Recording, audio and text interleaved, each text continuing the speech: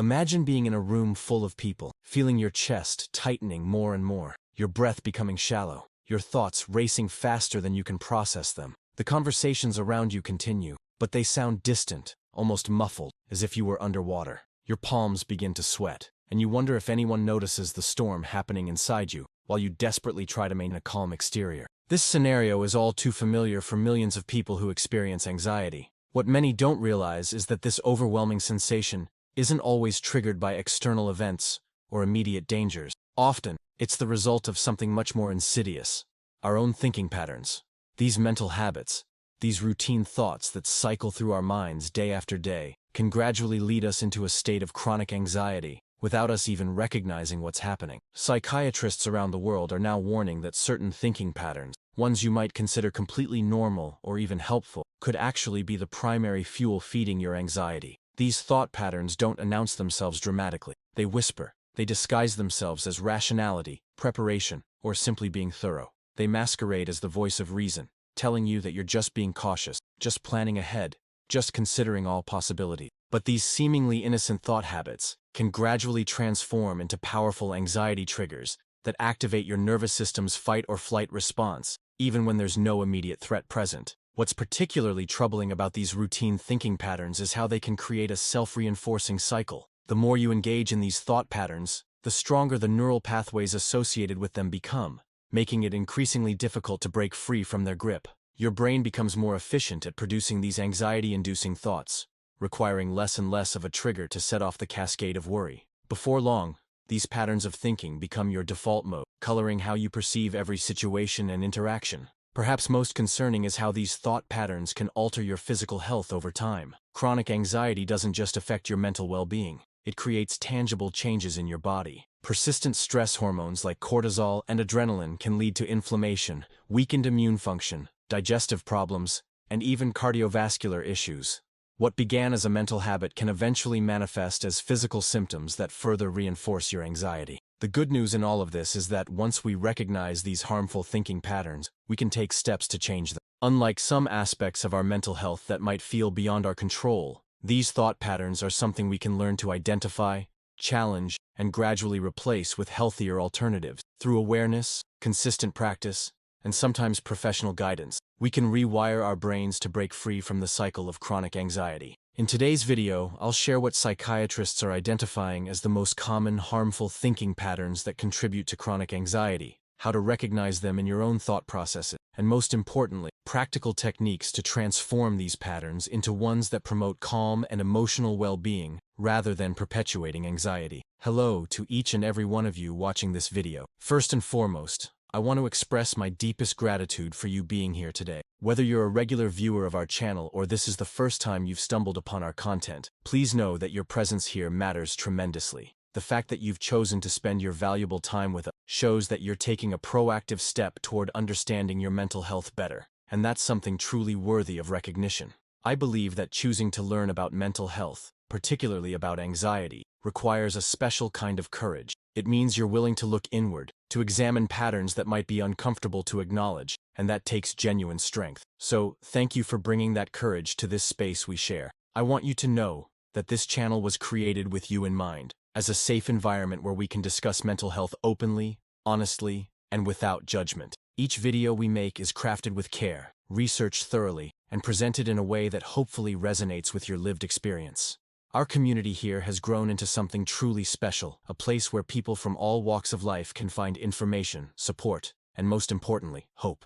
The comments section of our videos has become a place of connection, where so many have shared their stories and found comfort in knowing they're not alone in their struggles. That kind of genuine human connection is becoming increasingly rare in our digital world, and I'm incredibly grateful that we've been able to foster it. So once again, thank you for being part of this journey with us.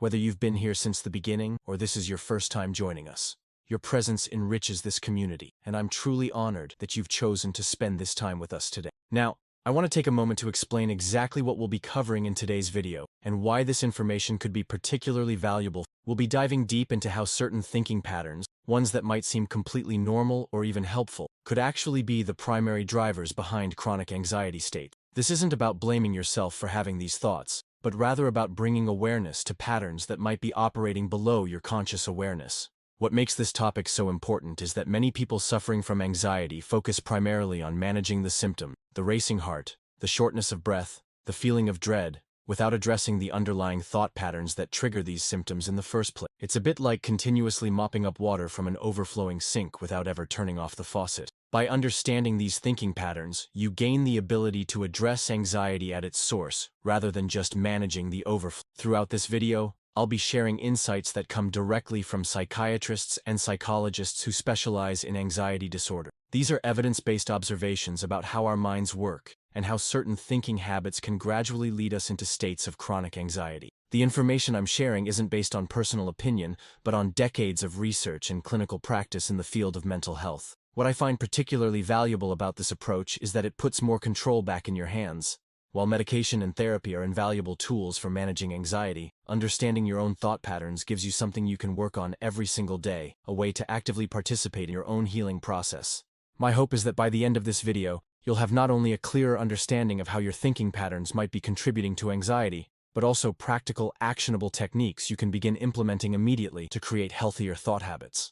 Let's start by outlining the key points we'll be covering in today's video about how routine thinking patterns can lead to chronic anxiety. First, we'll explore what psychiatrists call cognitive distortions, which are specific patterns of thinking that distort our perception of reality in ways that fuel anxiety. These aren't rare or unusual thought patterns. They're common mental habits that many of us engage in daily without realizing their impact. Second, we'll discuss how these thinking patterns affect your brain and body over time, creating what mental health professionals call allostatic load, essentially the wear and tear that chronic stress places on your physiological systems. Understanding this connection between mind and body is crucial for recognizing the true impact of anxious thinking. Third, we'll examine how these thought patterns often begin as adaptive strategies, reasonable responses to genuine threats or challenges, but then become generalized and automatic, applying to situations where they're no longer helpful or necessary. This explains why many people with anxiety often feel confused about their reactions, wondering why they feel so anxious even in seemingly safe or neutral situations. Fourth, we'll talk about the role of neuroplasticity, your brain's ability to form new neural connections throughout life, and how this can work both for and against you when it comes to anxiety. The same mechanism that can trap you in anxious thinking patterns can also be leveraged to create new, healthier thought habits. Fifth, we'll explore the relationship between these thinking patterns and your autonomic nervous system, particularly how certain thoughts can trigger your sympathetic nervous system, the branch responsible for your fight-or-flight response, and how other thinking patterns can activate your parasympathetic nervous system, which promotes relaxation and recovery. Sixth, we'll discuss the most common thinking traps that psychiatrists identify in patients with chronic anxiety, including catastrophizing, overgeneralization, mind reading, emotional reasoning, and all-or-nothing thinking. We'll explore how to recognize these patterns in your own thoughts, and the specific impact each one has on your anxiety level. Seventh, we'll examine how society and culture often reinforce these harmful thinking patterns, sometimes even celebrating them as signs of responsibility, thoroughness, or care,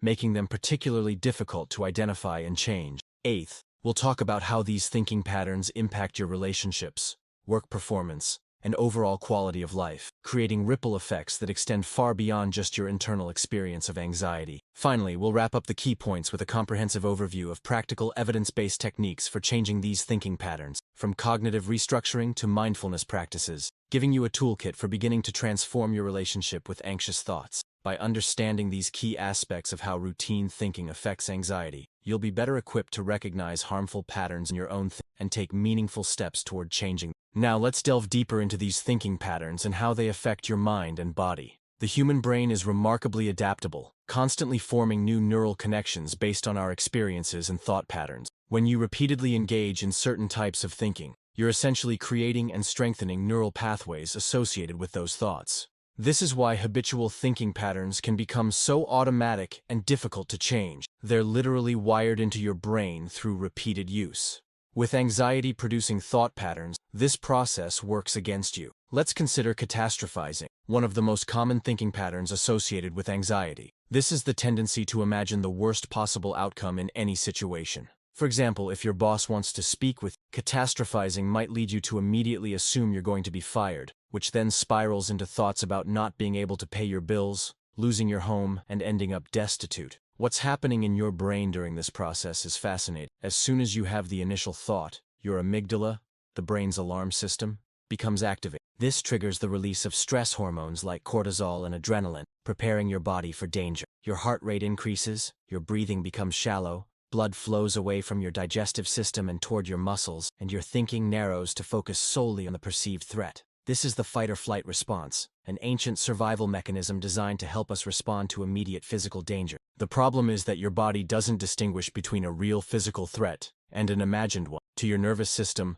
the vivid image of being fired and losing everything creates the same physiological response as if you were facing an actual predator. Now, imagine this process happening not just occasionally but multiple times a day, every day. Your body is repeatedly flooded with stress hormones, rarely getting a chance to return to a state of balance and recovery. This creates what psychiatrists call a sensitized nervous system, one that becomes increasingly reactive to smaller and smaller triggers. Over time, this chronic state of physiological arousal can lead to a host of physical health problems, from digestive issues and headaches to more serious conditions like heart disease and immune dysfunction. It also reinforces the neural pathways associated with anxious thinking, making these thought patterns even more automatic and difficult to interrupt. Another common thinking pattern is overgeneralization, where a single negative event is seen as part of an endless pattern of defeat or challenge. If you make a mistake at work, overgeneralization might lead you to think, "I always mess things up. I'll never be successful." This thinking pattern is particularly insidious because it creates a lens through which you interpret all your experiences, selectively attending to evidence that confirms your negative belief while dismissing contrary evidence. This creates a self-fulfilling prophecy. Because you expect to fail, you notice every small mistake while overlooking your successes, which further reinforces your belief that you're inadequate or doomed to failure. Mind reading is another thinking trap that fuels anxiety. This is the assumption that you know what others are thinking, particularly what they're thinking about you, without any actual evidence. For instance, you might be convinced that your colleagues think you're incompetent, or that the person who just glanced at you in the grocery store was judging your appearance. This thinking pattern keeps you in a state of social threat, constantly scanning for signs of rejection or negative evaluation. It activates the same neural circuits involved in physical pain, as social rejection and physical injury are processed by overlapping brain regions. Emotional reasoning involves taking your emotions as evidence of truth. If you feel anxious about flying, emotional reasoning leads you to conclude that flying must be dangerous, despite all statistical evidence to the contrary. This creates a circular pattern where anxiety itself becomes evidence that justifies more anxiety. All or nothing thinking, seeing things in absolute black and white terms with no middle ground, is particularly problematic for perfectionists. If you're not performing at 100%, then you must be a complete failure. This thinking pattern creates impossible standards that guarantee feelings of inadequacy and anxiety. These thinking patterns don't operate in isolation.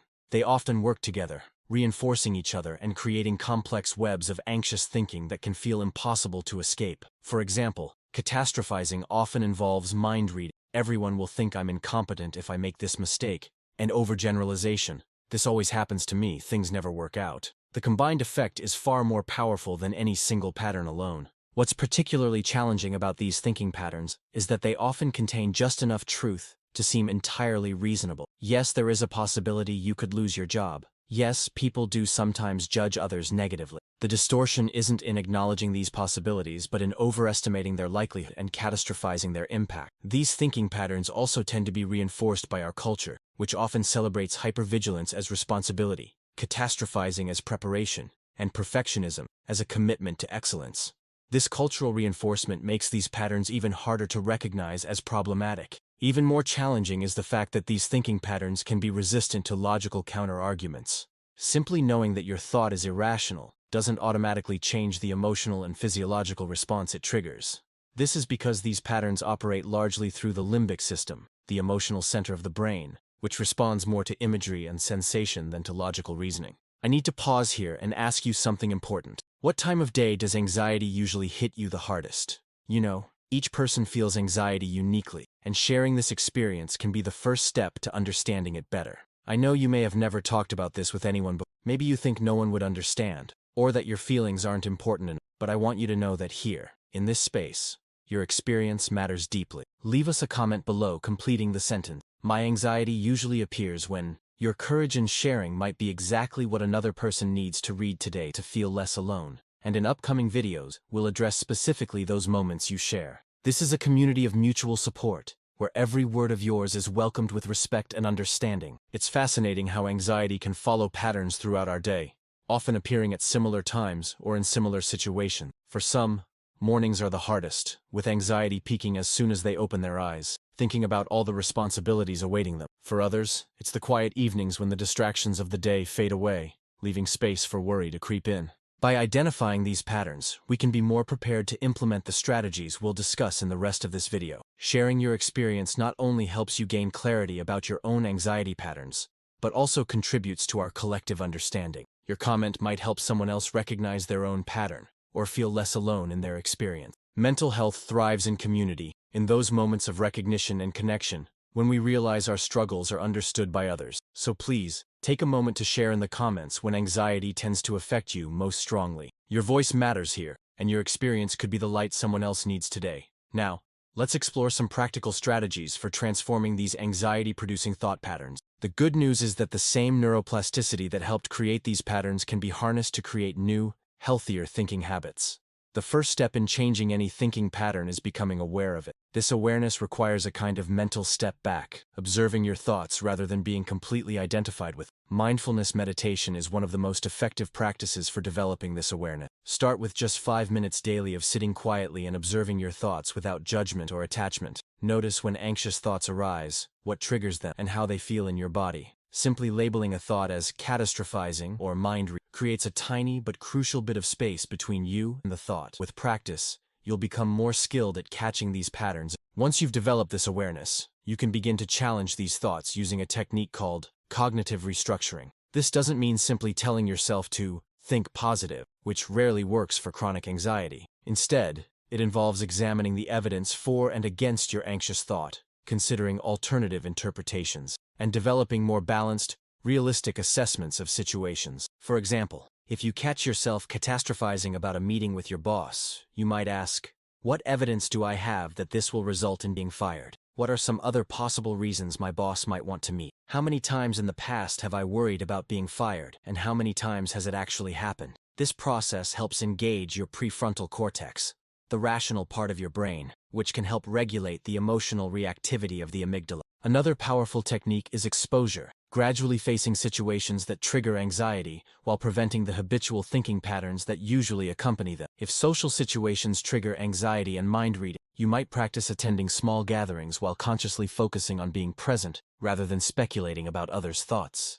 Over time, this creates new associations, teaching your brain that these situations don't necessarily lead to the catastrophic outcomes you fear. Behavioral activation, engaging in meaningful activities, even when anxiety tries to hold you back, is another effective approach. Anxiety often leads to avoidance, which provides immediate relief but reinforces the belief that the avoided situation is truly dangerous. By gradually engaging in activities despite feeling anxious, you collect evidence that contradicts your anxious predictions and builds confidence in your ability to cope with discomfort. Physical practices can be just as important as mental ones in changing anxiety-producing thought patterns. Regular exercise helps regulate stress hormone and improves mood. Deep breathing exercises, particularly diaphragmatic breathing, directly counters the shallow, chest-based breathing pattern associated with anxiety and helps activate the parasympathetic nervous system, which promotes relaxation. Progressive muscle relaxation, systematically tensing and relaxing different muscle groups, helps break the cycle of physical tension that both results from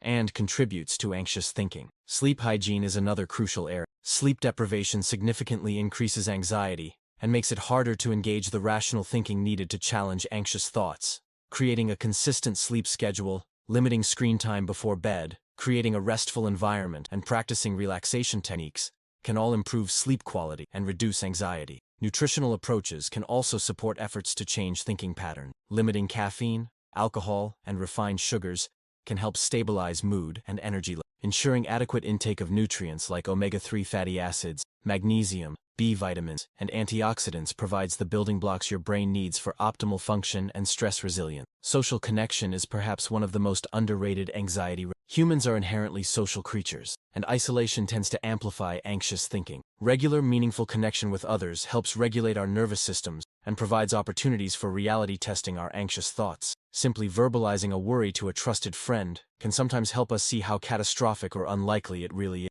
Journaling is another powerful tool for changing thinking patterns. Writing down anxious thoughts makes them concrete and easier to examine objectively. Try keeping a thought record where you note the situation, the automatic anxious thought, the feeling it produced, and then work on creating a more balanced alternative thought. Over time, this practice helps internalize a new way of responding to anxiety triggers. Practicing self-compassion is essential in this process. Many people with anxiety are incredibly hard on themselves, which only creates more stress and reinforces negative thinking. Learning to speak to yourself with the same kindness you would offer a good friend can interrupt the cycle of self-criticism that often accompanies and intensifies anxiety. Remember that changing thinking patterns takes time and consistency. These patterns developed over years, and rewiring them requires patience and persistence. Expect setbacks and be gentle with yourself as they occur. Each time you catch and challenge an anxious thought, you're weakening old neural pathways and strengthening new ones, even if the anxiety doesn't immediately disappear. Let's explore some specific contexts where anxiety-producing thinking patterns often emerge and how to address them. Work-related anxiety is incredibly common and can be fueled by perfectionism, catastrophizing about mistakes,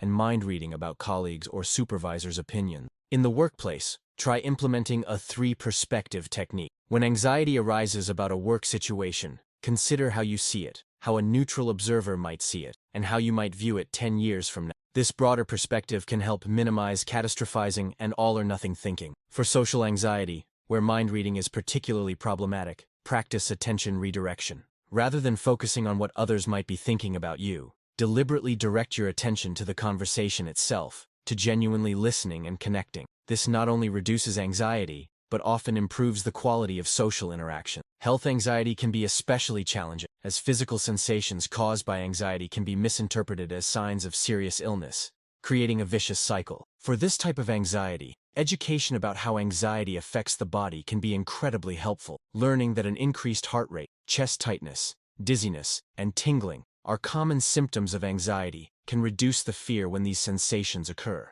Financial anxiety often involves catastrophizing about worst-case scenarios and overgeneralizing from setbacks. Creating a concrete financial plan with specific steps for different scenarios can help transform vague, overwhelming fears into manageable challenges. For relationship anxiety, which often involves mind-reading and catastrophizing about abandonment or rejection, practicing direct communication can be transformative. Rather than assuming your partner is upset with you, practice asking clear, non-accusatory questions about their feelings. For parents experiencing anxiety about their children, catastrophizing about potential dangers is common. Try the "and then what" technique. When you catch yourself imagining a catastrophic scenario, ask yourself what would happen next, and then what would happen after that, and so on. Following this chain often leads to the realization that even if the feared event occurred, you would find ways to cope and adapt. For academic or performance anxiety, the pressure of perfectionism can be paralyzing. Implementing a good enough standard for specific tasks can be liberating.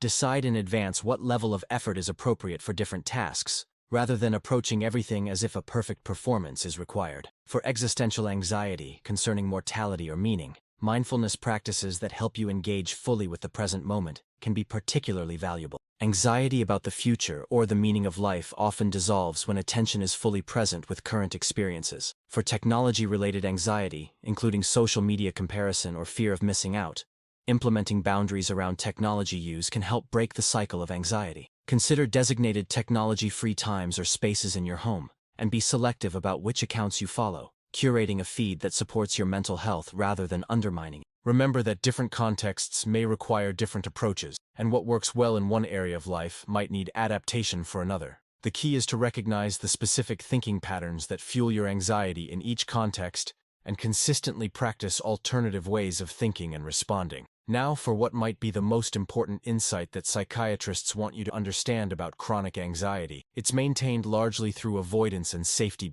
Anxiety tricks us into believing that our worry, hypervigilance, and avoidance are keeping us safe, when in reality, these behaviors are the very things that maintain and strengthen the anxiety. This is why simply trying to stop anxious thinking often doesn't work, and can even make anxiety worse.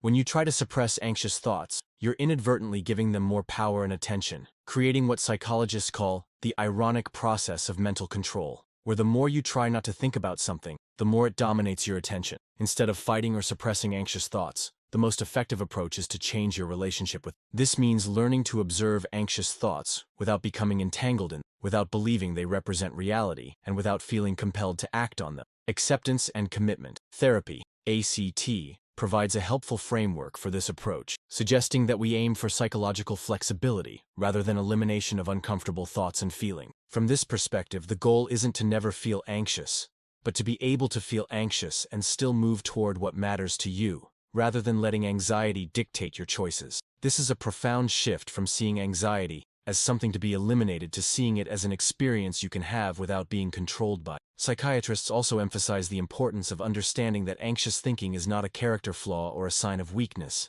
It's a common human experience, often rooted in early learning experiences and even evolutionary adaptations that once served important survival functions. Approaching anxious thinking with curiosity and compassion, rather than judgment and frustration, creates the conditions necessary for real change. Perhaps most importantly, remember that seeking professional help is a sign of strength, not weakness. While the strategies discussed in this video can be incredibly helpful, persistent anxiety often benefits from professional guidance. Therapists, particularly those trained in cognitive behavioral therapy, can provide personalized strategies for your specific anxiety patterns and offer support and accountability as you work to change them. Medication can also be an important tool for some individuals, helping to reduce the intensity of anxiety symptoms enough to effectively implement psychological strategies. Remember that using medication doesn't mean you've failed, or that you'll need it forever. For many people, it's a temporary support that helps them develop new thinking and coping patterns. Let me share some additional insights that can help you understand and address anxiety-producing thinking patterns more effectively. First, it's important to recognize that progress in changing these patterns isn't always linear. You might have days or weeks of improvement followed by setbacks, especially during times of stress or life transitions. This doesn't mean you're failing or that the strategies aren't working. It's a normal part of the change process. Think of it like learning any complex skill. There will be periods of progress, plateaus, and occasional steps backward before mastery develops.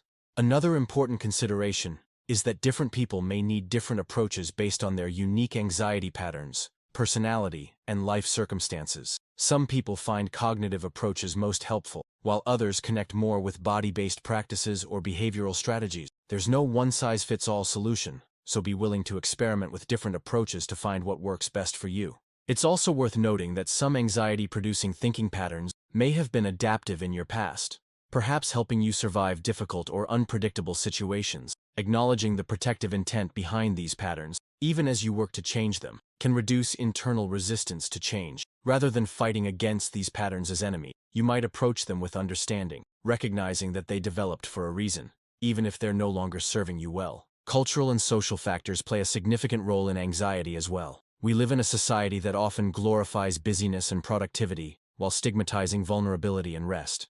Recognizing how these cultural messages influence your thinking patterns can help you be more intentional about which values you want to embody, rather than unconsciously adopting stress-inducing standards.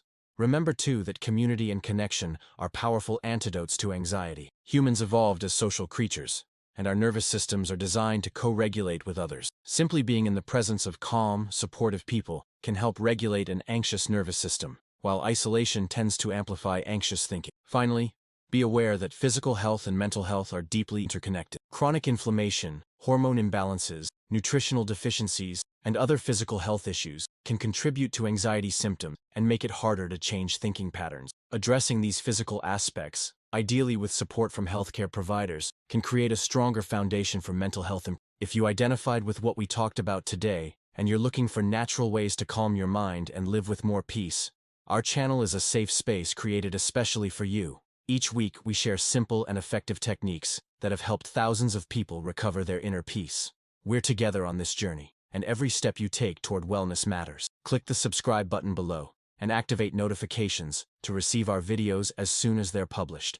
Remember, you don't need to face anxiety alone, and small changes can make a big difference in your quality of life. Subscribing to our channel isn't just about receiving information. It's about becoming part of a supportive community of people who understand what you're going through because they're experiencing similar challenges. In our upcoming videos, we'll be exploring specific anxiety management techniques in greater detail, from breathing exercises and meditation practices to cognitive restructuring tools and lifestyle adjustments that support mental well-being. We'll also be featuring interviews with mental health professionals who specialize in anxiety treatment, bringing you expert insights directly from the field. And based on the comments you share about when anxiety affects you most strongly, We'll create targeted content addressing those specific situations and times of day. Our approach is always evidence-based, but presented in an accessible, compassionate way that acknowledges the real human experience of living with anxiety. We understand that behind every view count is a real person seeking relief, understanding, and hope, and we take that responsibility seriously. So,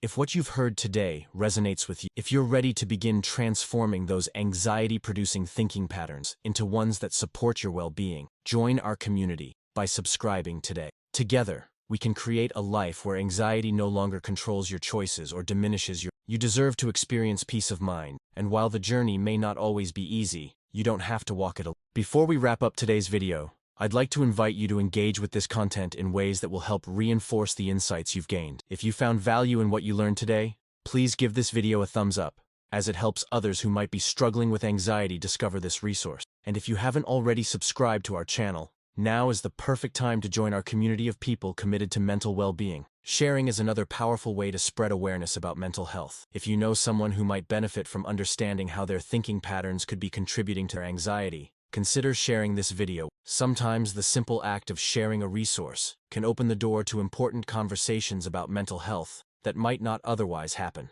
Remember that the comment section below is a space for connection and support. If you have questions about anything we covered today, or if you want to share your own experience with anxiety-producing thinking patterns, please feel free to leave a comment. I read every comment personally and do my best to respond to as many as possible. Your engagement doesn't just help you, it creates a ripple effect that can benefit many others who might be silently struggling with similar challenges. Finally, if there are specific aspects of anxiety or mental health you'd like us to cover in future videos, let us know in the comments. This channel exists to serve your needs, and your input helps us create content that addresses the questions and challenges that matter most to you. As we come to the end of our time together today, I want to leave you with a few final thoughts. First, remember that awareness is the beginning of change. Simply by watching this video and learning about how thinking patterns can contribute to anxiety, you've taken an important step toward greater mental well-being. That awareness, that willingness to look at your own mind with curiosity rather than judgment, is something to be genuinely proud of. Second, be patient and gentle with yourself as you work to change these thinking patterns. These neural pathways formed over years, and rewiring them takes time and consistent practice. Celebrate small victories along the way, those moments when you catch yourself catastrophizing and choose a more balanced perspective, or when you notice mind reading and redirect your attention to what's actually happening rather than what you imagine others are thinking. Every time you interrupt an anxiety-producing thought pattern, you're literally reshaping your brain in ways that support your. Third, remember that you're not alone in this experience. Anxiety is one of the most common mental health challenges globally, affecting people of all ages, backgrounds, and walks of life. The thinking patterns we've discussed today are part of the shared human experience, not personal failings or weaknesses. There's tremendous strength in acknowledging these patterns and choosing to work with them. Finally, I want you to know that whatever anxiety you're experiencing, however long you've been struggling, change is possible. The brain remains plastic throughout life, capable of forming new neural connections and new ways of responding to triggers. With consistency, self-compassion, and perhaps some professional support, you can develop a new relationship with anxious thinking, one where these thoughts no longer control your life or limit your choices. I hope you'll join us again next week for another exploration of mental health. And until then, be kind to your mind, practice those new thinking patterns we discussed, and remember that every step you take toward mental health matters, no matter how small it might seem in the moment. Thank you for your attention today, and I wish you a peaceful and present week ahead.